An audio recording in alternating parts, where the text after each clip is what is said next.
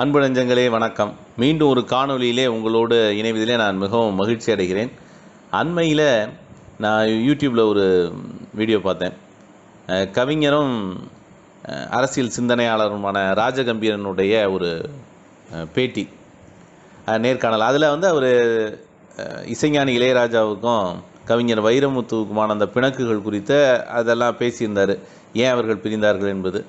அந்த மாதிரி அவர் சொல்கிறப்ப அந்த 6 ஆண்டுகள் 1980லேருந்து 86, 1986 வரைக்கும் 2 பேரும் ஒன்றாக பணியாற்றினார்கள். அதற்கு பின்னால் வந்து அப்படி ஒரு கூட்டணி அமையவில்லை, அந்த வைரமுத்துவினுடைய இடம் வந்து நிரப்பப்படலைங்கிற மாதிரி அவர் சொல்லியிருந்தார். அது உண்மை அல்ல.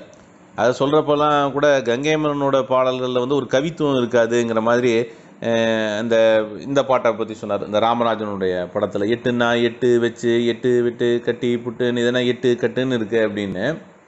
அது வந்து ஒரு நாட்டுப்புற பாட்டு, அந்த கதையினுடைய அம்சம். அதுக்கு அவர் எழுதியிருந்தார். புரட்சி கலைஞர் விஜயகாந்த் ராதாவும் நடித்த ஒரு திரைப்படத்தில் அவர் எழுதியிருப்பார், காலை நேர பூங்குயில்னு தொடங்கும் அந்த கவிதை பாட தோணுதுன்னு. அதில் அவர் மிக அற்புதமாக எழுதியிருப்பார், மேடை போடும் பௌர்ணமி ஆடிப்பாடும் ஓர் நதின்னு. அந்த இரவு நேர வானத்தில் அந்த நட்சத்திரங்கள்லாம் ஒரு மேடை போட்ட மாதிரி ஒரு இடத்துல மட்டும் அப்படி ஒரு வரிசையாக இருக்கும். அந்த நட்சத்திர கூட்டங்கள் மட்டும் ஒரு மேடை அமைப்பு மாதிரி. இப்போ நம்ம மேகத்தை பார்க்குறப்ப கூட நம்மளுடைய மனதில் இருக்கிற கற்பனைக்கு ஏற்ற மாதிரி உருவங்கள் தெரியும் இல்லையா? அந்த மாதிரி மேடை போடும் பௌர்ணமி ஆடிப்பாடும் ஓர் நதி. அந்த நதியில் இருக்கிற அந்த அலைகள் ஏதோ ஒரு பெண் ஆடுவது மாதிரியான அந்த இயற்கையினுடைய அந்த வர்ணனை, கவித்துவ அழகு. எப்படி அவர் எழுதியிருக்காரு, மேடை போடும் பௌர்ணமி ஆடிப்பாடும் ஓர் நதி, வெள்ள ஒளியினில் மேனகை மெல்ல மயங்குது என் நிலை, புதிய மேகம் கவிதை பாடும். இப்படி மிக அற்புதமாக எழுதியிருக்கிறாரு. எழுத்தாளர் ராமகிருஷ்ணன் வந்து சொல்கிறாரு, இந்த நித்த நித்த நெல்லு சோறு நெய்மானக்கும் கத்திரிக்காங்கிறது கண்டிப்பாக ஒரு இலக்கியம்தான்.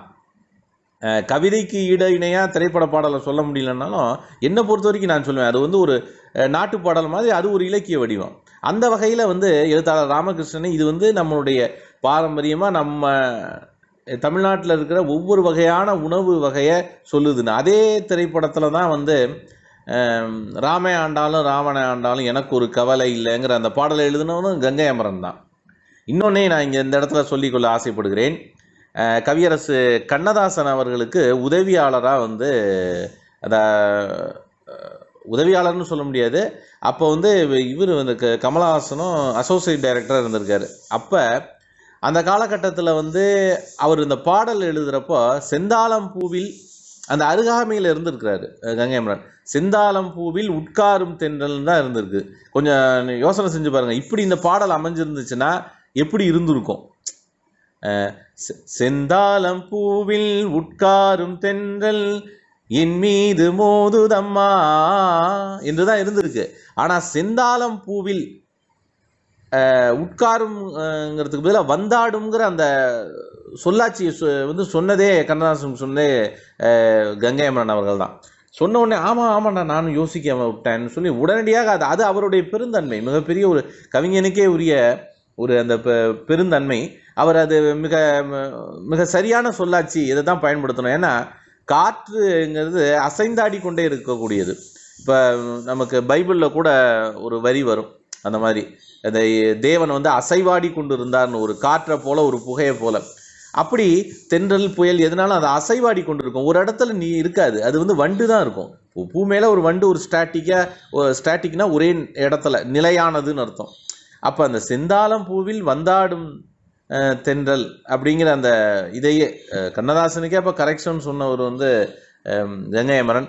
அதே போல் கங்கை அமரனுக்குள்ளே வந்து நிறைய ஆற்றல்கள், அவர் வந்து ஒரு டைரக்ஷன் பண்ணியிருக்கிறாரு, மற்ற இன்னும் எத்தனையோ மியூசிக் டைரக்டராக இருந்திருக்காரு. அப்போ அவருக்குள்ளே வந்து பாட்டு பாடியிருக்காரு, பின்னணி பாடகராக, ஒரு கவிஞராக பாடலாசிரியராக. அவரை வந்து கவிக்குயில் கங்கை அமரன்னு சொல்லுவார் கவிஞர் மேத்தா. அதை இந்த இடத்துல நான் பதிவு செய்கிறேன். ஏன்னா ராஜகம்பீரனுக்கு வந்து இதெல்லாம் பதில்கள். அந்த வகையில் இன்னொன்னையும் நான் இந்த இடத்துல சுட்டி காட்ட ஆசைப்படுகிறேன்.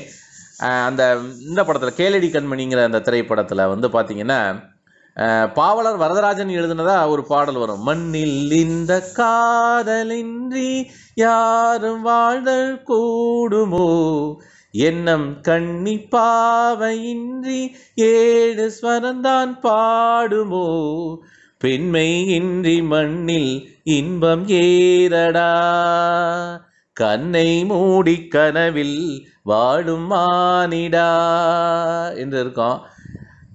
அது தற்கால கவிதைகள்ங்கிற பேரில் கங்கை மரன்னு போட்டால் ஒரு சரியாக வராதுன்னு அவங்க சொல்லி, ஒரு டைரக்டரும் இளையராஜாவும் சொல்லி அந்த மாதிரி போட்டது தான், நான் எழுதின பாட்டு தான் என்று அவர் சொல்கிறார்.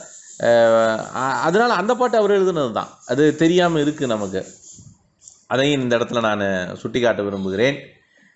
இன்னும் நிறைய எண்ணற்ற திரைப்பட பாடல்கள், கவிதை நயமிக்க திரைப்பட பாடல்கள், அதை நம்ம சொன்னோம்.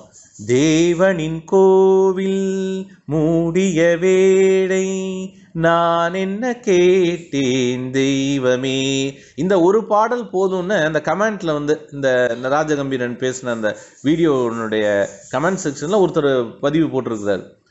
இப்போ பார்த்துக்கோங்க. அதனால் வந்து அந்த கூட்டணி, வைரமுத்து இளையராஜா கூட்டணி இருந்த காலகட்டத்திலையும் சரி, அதற்கு பின்னாலையும் எத்தனையோ கவிதை நியமிக்க பாடல்களை எழுதினவர் தான் கங்கை அமரன்கிறத சொன்னது மட்டும் இல்லை.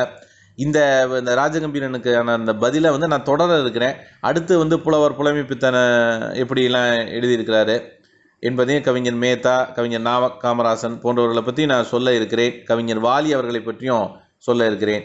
அந்த வகையிலே இந்த காணொளியை இந்த அளவிலே முடிக்கிறேன். நன்றி, வணக்கம்.